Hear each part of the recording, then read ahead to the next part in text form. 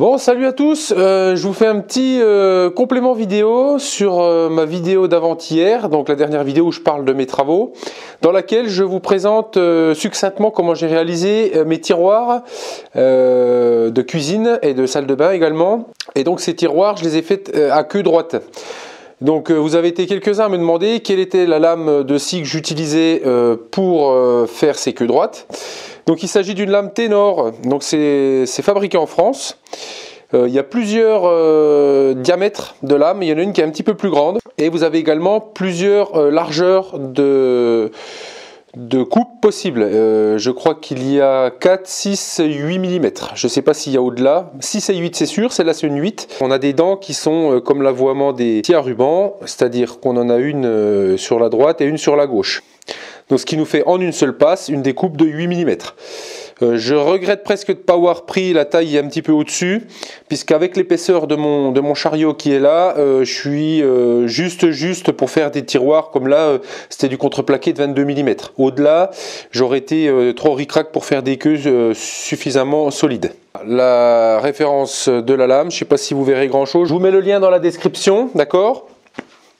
Donc c'est pas un lien affilié, j'ai arrêté l'affiliation des produits, donc tout ce qui était des vidéos antérieures, les liens sont conservés, ça marche pas. Et là j'ai tout arrêté, je fais plus rien du tout, ça me saoule. Donc voilà pour la lame, et je vous montre du coup rapidement mon chariot. Donc en fait il y a un coulisseau dessous avec des petites molettes en téflon qu'on peut régler. Donc qui permet vraiment d'avoir aucun jeu latéral dans la gorge de la table du banc de scie, hein, de la scie à format. Et en fait c'est simplement un bout de contreplaqué ou d'autres choses. Là c'est pas du contreplaqué, c'est du, je sais plus comment ça s'appelle, hein. Donc qui est coupé à la largeur exacte de la lame. Donc le coulisseau on le met en place dans la gorge de la table. J'ai un écrou molleté ici qui va venir en place, donc pareil dans le chariot, lui. Et ce qui me permet d'avoir quelque chose de très stable pour pouvoir guider. Ensuite, le dessus de mon chariot, ben c'est très simple, hein. J'ai une protection ici, donc en chute de contreplaqué, c'est collé, d'accord. J'ai une barre en chaîne ici qui va venir rigidifier, sur laquelle le trait de scie n'ira pas, hein, il n'ira pas coupé lui. Je ne sais pas si on voit, le bout de chaîne va au-dessus du trait de scie, il va venir renforcer en fait la structure ici.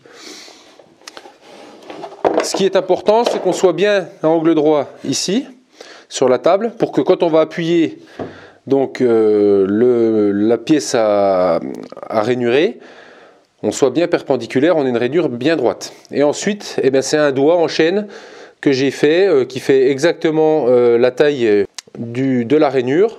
Donc là c'est pareil, il faut l'usiner proprement pour qu'il n'y ait pas de jeu latéral quand on va poser et décaler d'une dent sur l'autre. Voilà. Donc tout simplement, j'ai réalisé en plus donc ce petit cache amovible, donc qui lui va venir bloquer la pièce. On le tient avec les mains. Et comme ça, on a les doigts bien protégés de la lame pendant qu'elle est en action. Donc là, ma table, elle est, la taille qu'elle fait à la louche, elle fait 60 par... Là, on a 47. D'accord. La hauteur, c'est 15 cm. Après, vous pouvez faire plus haut, mais après, c'est bon. Je pense que c'est pas trop mal pour ça. Ici, en toute fin, j'ai réalisé pareil une sortie, puisque quand on vient pousser, des fois on aurait tendance à aller assez loin avec la lame.